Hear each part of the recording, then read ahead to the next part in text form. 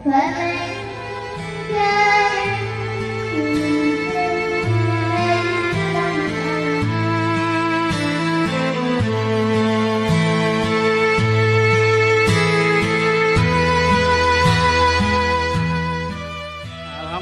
sudah sekian lama kita absen salat subuh berjamaah karena cuaca, dan kali ini momen yang baik sekali pada di bulan Ramadan.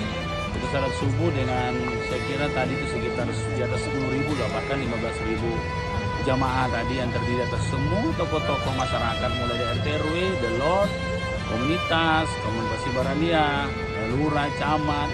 Ini adalah sebuah konsolidasi kota sekaligus perkuatan keimanan di saat-saat Ramadan seperti ini, sehingga informasi-informasi baik itu informasi yang sifatnya perkotaan maupun informasi sifatnya dakwah itu bisa sampai secara merata di semua kota Makassar.